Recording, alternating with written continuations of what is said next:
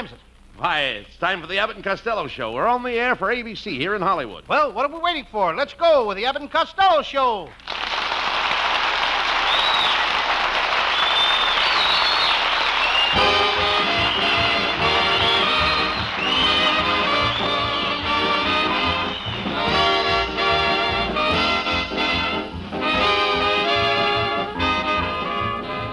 Yes, it's the Abbott and Costello Show, produced and transcribed in Hollywood for your listening pleasure with Susan Miller and Matty Malnick's orchestra. So hold on to your chairs, folks, for here they are, Bud Abbott and Lou Costello.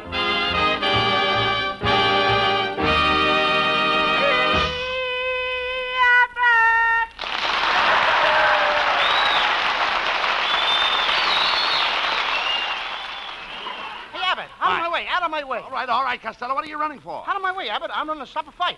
Who's fighting? Me and another guy. You coward, running away from a fight? He closed up both my eyes, then I saw the light, and then I quit. If your eyes were closed, how could you see the light? He made a hole on top of my head. Costello, in a fight, you've got to keep cool. Yeah? When I get in a fight, I use my head. Abbott, you got a point there. And it's on the top of your head. Yeah, never mind that. Was it a tough fight? Was it a tough fight? Yes. I never took so many rabbit punches in my life. One rabbit punch after another. Who were you fighting? A rabbit. Shame on you. Shame on you, Lou Costello. Afraid of one rabbit. When the fight started, Abbott, I was fighting one rabbit. But by the end of the first round, I was fighting 50 of them.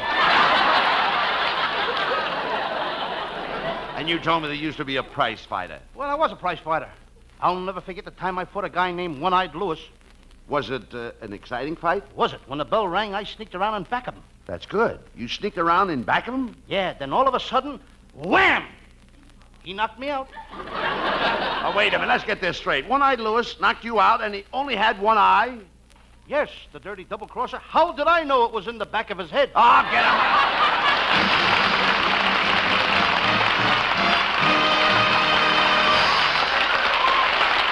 They're hot tonight, so don't go away. Abbott and Costello will be back after just the time it takes to tell this.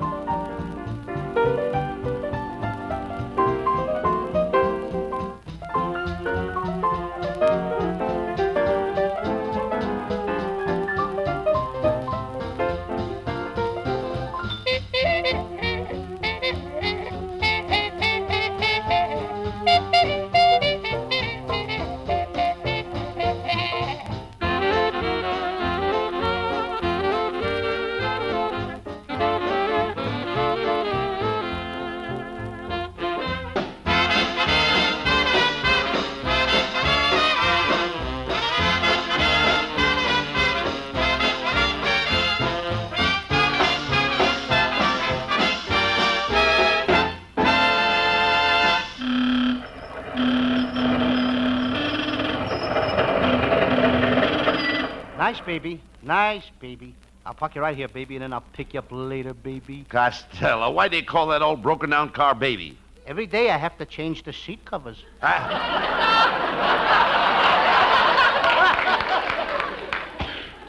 How can you drive a car that looks as bad as that one? Abbott, I'm a good driver.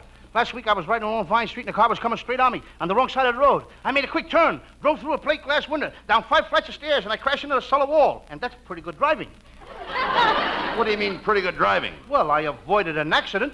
I know it, you idiot. You don't know how to drive. Oh, no? I was chosen as the California Driver of the Week, and I was invited to the City Hall to receive a medal from the mayor, but he didn't show up. What happened to him? On the way down, I ran over him.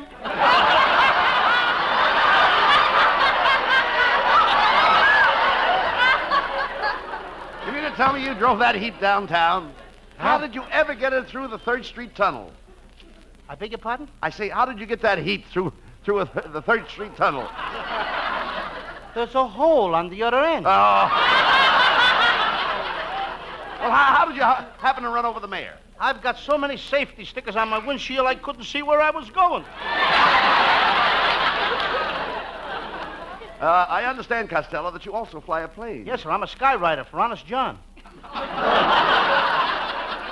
Really, folks? I was up there yesterday writing, Honest John sells anything. And then I had to come down on my parachute. What happened? While I was up there, he sold the plane.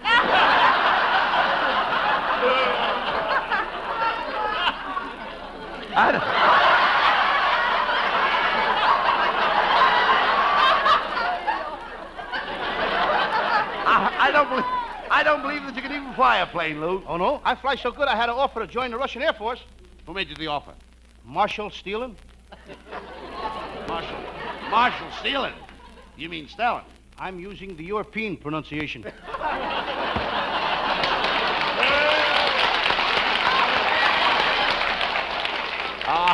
This is ridiculous. You never flew a plane in your life. Oh, talk sense, Abbott. Wait a minute. Come here. Show me where it says that in the script. Right there. And it also says that I was a crackerjack flyer during the last war, but I had to give it up. Why? Did you ever try to fly a crackerjack? Oh. Will you please stop? You weren't even in the last war. Oh, no. I flew 2 days with the Eagle Squadron. Then they kicked me out. Why? You can't fool an eagle. I... They got mad because I couldn't lay an egg. Hey, you guys. Hey, look, Costello, it's a cop. Oh, yeah. Who owns that broken down, beat up midget hot rod that's parked in the alley? That's my car, officer. Yeah. Well, you better. What about it? You better come and get it. The rats are dragging it down the sewer.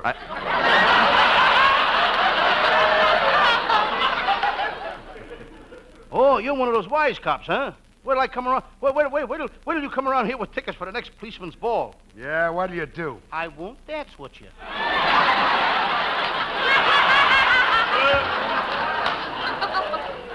Oh, you're a wise guy, eh? I'll take care of you. See this rubber hose? Yeah. Well, start talking. Okay, which end do I talk into? Oh, enough of this nonsense, officer. We're not breaking any laws. Now jump on your motorcycle and get out of here. Okay, here I go.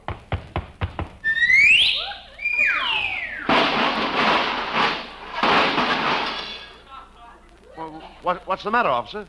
I just remembered I haven't got a motorcycle. I walked over here. Hello, boys. Hey, look, Costello. It's Susan Miller.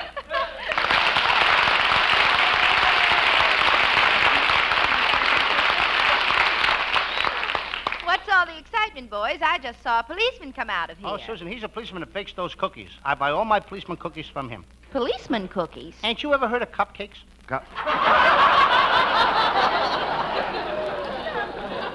Now, wouldn't that crack your frosting? Quiet, Costello.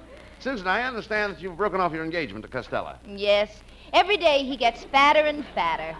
It ain't my fault. I started weighing myself on a drugstore scale last year. The first time the little card came out, it said you weigh 116 pounds. Every year for the past year, I weigh myself on those scales. And this morning when the little card came out, it said you weigh 310 pounds. Well, how come you weigh so much? My pockets are full of those little cards.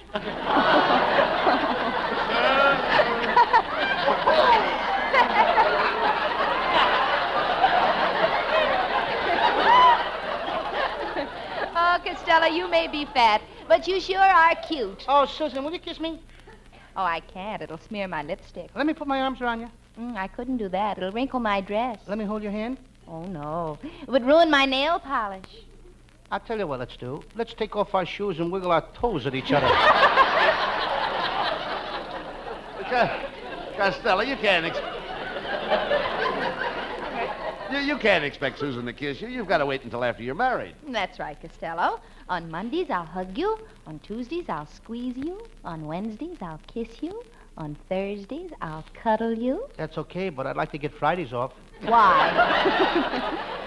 Why? A man's got to have some fun. You know, Costello, on second thought, I'm not going to marry you. You run around too much. And you can cancel our date for tonight. Because I'm going out with Van Johnson. Oh, Lauren. Oh, I got it.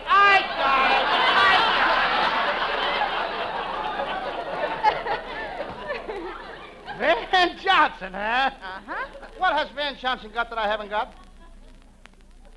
I said, what has Van Johnson got that I haven't got?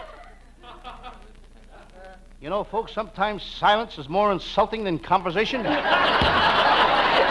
Fatso. Well, you know what? Next page. Okay. You know. Well, Abbott, that settles. I ain't going to her house anymore. Her front porch is all busted anyhow. What do you mean? So is this lighter. What do you mean by the last remark? She's got a loose board in her porch. Every time I walk in the house, the board flies up and slaps me in the face. Slaps you in the face. It's even more embarrassing when I walk out.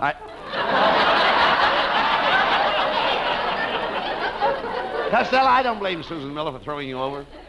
You'd make a terrible husband. You're never home. You never do any work around the house. Oh, I do so. I worked all day in my garden yesterday. I planted a row of onions, a row of radishes, a row of corn, a row of radishes. Then I put in some peas, then another row of radishes, some beans, some more radishes. Now, wait a minute. Why did you put in every other row of radishes? I can't help it. Radishes always repeat on me. When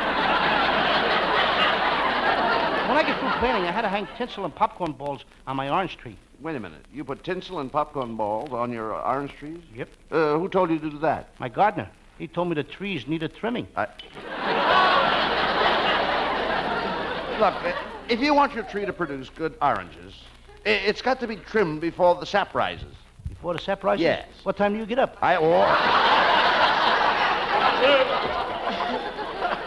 You idiot, I'll bet you don't even know what kind of oranges grow on your tree. Oh, I don't. Thank you. I don't. No. I don't know what kind of oranges grow on my You tree. certainly don't. The regular ones. The round ones. Right. No. You tell the difference in oranges by the color of the juice. Did you ever squeeze one of your oranges? Sure. What came out? Milk. Milk. How could your orange...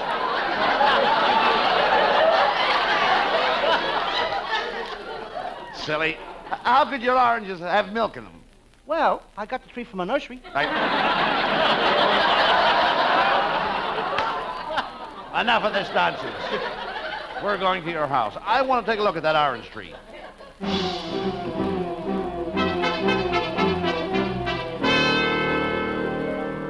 Say, that is a pretty tree, Costello. Look, there's a big crow sitting up on top of the tree. Look at him. Hey, that crow's got a lot of nerve. Hand me my sawed-off shotgun, Abbott. Here it is. Hey, this gun hasn't got any handle on it. How do you like that? I sawed off the wrong end. I'll teach that crow to eat my oranges. Watch me get him. Was that a crow? No. That was only the buzzard that lives next door. Come on, Costello, let's see what happened. Costello, that was your neighbor, Mrs. Witherspoon. That's Mrs. Witherspoon that you shot at. She's coming over here, and she's good and mad. Look at her. There you are, you little fat assassin. How dare you shoot at me when I was up in that tree putting oranges in my bucket? That'll teach you to keep your bucket out of my tree. I'm tired of people stealing my oranges. Your oranges? Well, it so happens that your orange tree hangs over into my yard, and the law says that whatever hangs over my fence belongs to me. Oh, yeah? Yes. Look, Mrs. Witherspoon, did you ever see a fat man standing at a bar? Yes, what about it? Does the part that hangs over belong to the bartender? Now, Costello, apologize to Mrs. Witherspoon for knocking her out of that tree. Go She ahead. ought to apologize to me. What did I do? When I shot you out of that tree, you landed on my hedge and bent my verbena and fractured my hollyhocks. Well, I've had enough of both of you.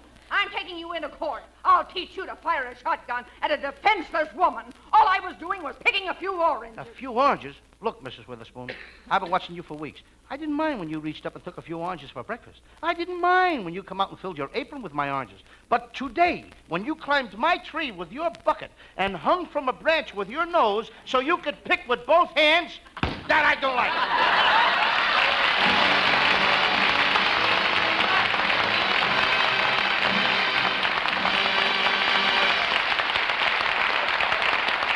Now, while the boys are backstage cooking up the next act, let's eavesdrop on this.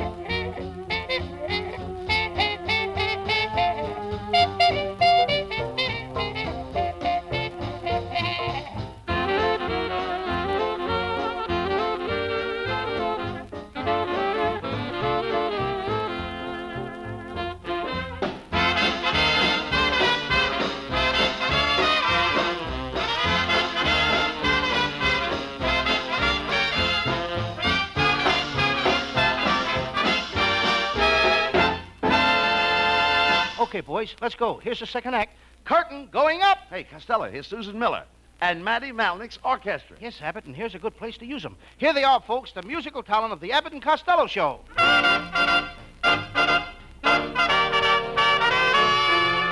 have eyes for you to give you dirty looks. I have words that do not come from children's books. There's a trick with a knife I'm learning to do.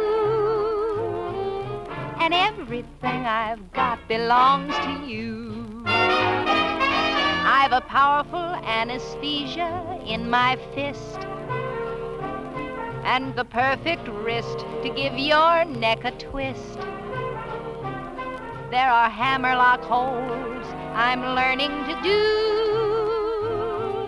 and everything I've got belongs to you. Share for share, share alike. You get struck each time I strike. You for me, me for you. I'll give you plenty of nothing. I'm not yours for better, but for worse. And I've learned to give that well-known witch's curse. I've a terrible tongue, a temper for two, and everything I've got belongs to you. Share for share, share alike. You get struck each time I strike. You for me, me for you. I'll give you plenty of nothing. I'm not yours for better, but for worse. And I've learned to give that well-known witch's curse. I've a terrible tongue, a temper for two, and everything I've got belongs. Everything I've got belongs. Everything I've got belongs to you.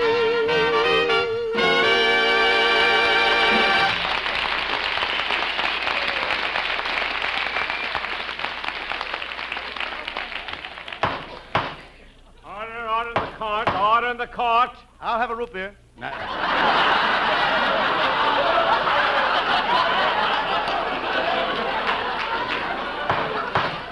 Quiet, order in the court.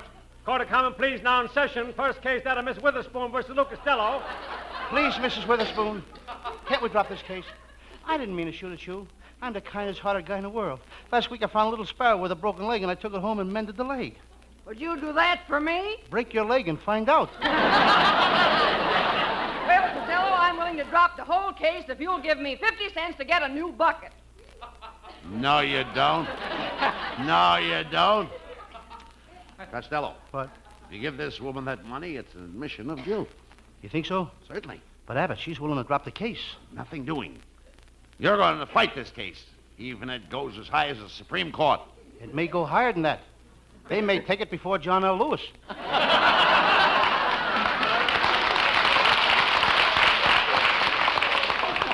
Don't worry, Costello. I'll see that you get a fair trial. Here. Stop that whispering in my court. Just a minute. Who are you? I'm the judge. Judge? Yes. You justice? I'm justice. I should say I am justice. I'm just as good as you are. Get back there. Behave yourself. Now, where's my gravel? Your Honor, you mean gavel. I mean gravel. I keep sliding off this bench.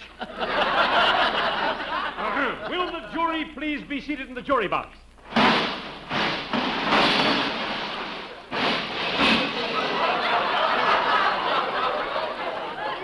How do you like that? I always keep forgetting to put seats in that jury box.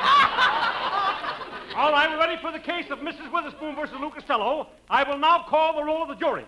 Oh. Frank Witherspoon, Oscar Witherspoon, Harry Witherspoon, Joe Witherspoon, John Witherspoon, Paul Witherspoon, Edward Witherspoon, Just a Harold minute. Just a Witherspoon. minute. Abbott, I thought you said I was going to get a fair trial. Mrs. Witherspoon's got her whole family on that jury. Everybody's name is Witherspoon. Quiet, you jerk. You'll get a fair trial as sure as my name is Charlie Witherspoon.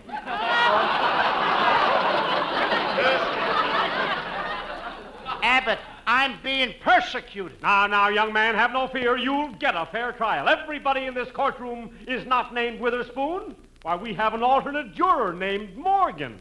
Morgan, how did he get in there? He married one of the Witherspoon girls. All right. Now, to show you that this is going to be a fair trial, young man, I'm going to hear both sides of the case. And, Costello, I listen to your side first. Your Honor? Fine. Now I'll hear the other side of the case. Costello, I think you're being railroaded. Railroad. The way this case is moving, they're sending me by air express. Just a minute, Costello. I'll stand by you. I'll defray the cost of this trial myself. I'll defend this case if it costs me $10,000. Abbott, have you got any chewing gum on you? Yeah, here you are. Don't forget, you owe me a nickel. Abbott, if you don't mind, I'll handle my own case. What do you know about law? I was the smartest law student that ever graduated from Vassar. Vassar? You dope, Vassar's a girls' school. Well, it takes a smart guy to get away with that, don't it? All right, stop that whispering. Let's get on with the trial. Costello, take the stand. Now, tell me, where were you on the night of May 15th? I was home in bed. Should have been with me. I had a heck of a time. Now, continue. Where were you on the night of January 15th, 1949? Come. January 15th, 1949. That don't come up until next year. A pretty weak alibi. Enough of this paddle-daddle. Let's get on with this trial. I don't have to stand for this guff. My husband is a big man in this town. He's a big steel magnet. Mrs. Witherspoon, he certainly got a load of junk when he picked you up. How dare you insult Mrs. Witherspoon? That's the most contemptible thing I've heard in all my years at the bar. If you spent less time at the bar, you wouldn't be so contemptible. I've got a good mind, Mr. Costello, to send you to Alcatraz. Well, now, there's a break, Costello. If they send you to Alcatraz, I know the warden, and I can get you a soft job. What kind of a job would you like to have? I'd like to be a traveling salesman. I wish my Uncle Tom was here. He was a great lawyer. He handled the Dreyfus case. You mean Alfred Dreyfus from Devil's Island? No, reckless drivers from Santa Monica. Come, Costello. Before we proceed with the trial, who is your defense counsel? I will defend myself. Have you ever handled a lawsuit before? Once I defended a man who was charged with becoming engaged to 20 women at the same time just to get the money. Did the man go free? I'm here, ain't I? Very well. Let's proceed with the case. Costello, do you wish to cross-examine the plaintiff, Mrs. Witherspoon? Yes, I would. Mrs. Witherspoon, take the stand. Nice going, Costello. Now, Mrs. Witherspoon, do you swear to tell the truth, the whole truth, and nothing but the truth? I certainly do. Abbott, we're licked before we start. Mrs. Witherspoon, when did you stop stealing oranges out of other people's trees? When you shot me, how dare you? You got it, Costello. You're witness, Judge. You can have her. I don't want to. She's so bad for me. Here. Order in the court. Step down, Mrs. Witherspoon. Costello, have you anything to say in your own defense? Costello, you'd better make a strong plea to the jury. Things look pretty black for you. Appeal to their sympathies. Okay, Abbott. Make it strong. Ladies and gentlemen of the jury, fellow citizens and that great benefactor of the downtrodden, the protector of the common man, Judge Witherspoon. I stand before you today an accused criminal. It is not my fault. I'd like to tell you the story of my life. At the age of 6 months, my mother threw me out of the house. By the time I was 2 years old, I was, well, tall enough to reach the doorknob. So I opened the door and walked back in again. She threw me out again. I had to support myself, so I got a job selling patent leather pumps. But there was no money in it. Very few people want to pump patent leather.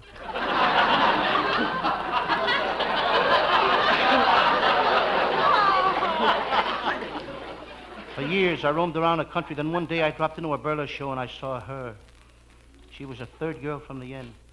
She had coal black hair, tons of it. I used to help her shovel it into her snood. She was a dancer. She used to kick her right leg up in the air. On the way down, she'd catch it.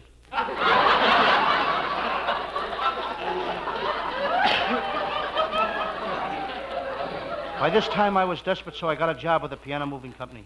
That was in 1945. We moved the piano from Missouri to Washington. Then they laid me off.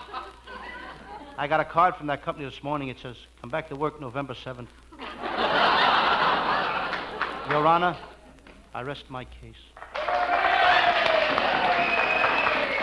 Nice work, Costello. You've got the judge crying. That was one of the saddest stories I ever heard. And I do mean sad. Has the jury reached a verdict? We have, Your Honor. There's no doubt about it. Yes, We find this boy yes. guilty. Costello, I sentence you to 20 years on the rock pile. What, Your Honor, don't you remember me? I used to live across the street from you. One time when you were sick, I ran for the doctor. By George, you're right. Make it 10 years. Remember the time your little boy got his bicycle stolen and I brought it back? I do remember that. Make it 5 years. Remember the night you came home drunk and you ran over a man and I was your witness and swore it was his fault? By George, that's right. Make it 1 year. Oh, but Judge, you want me to serve a year in jail after all I've done for you? Why, Judge, I'm the guy who introduced you to your wife. 20 years? Get him out of here before I murder him! Get out of this courtroom!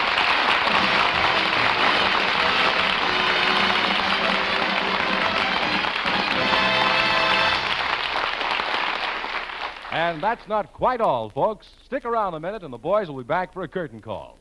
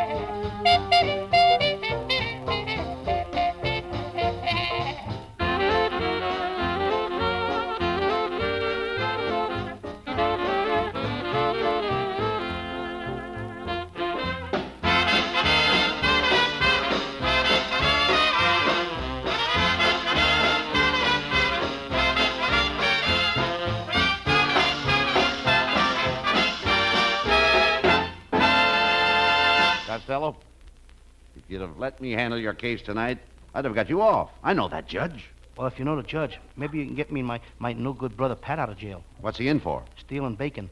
He's no good. If he's no good, why do you want him out of jail? We're all out of bacon. Good night, folks. Good night. Good night to everybody in Patterson.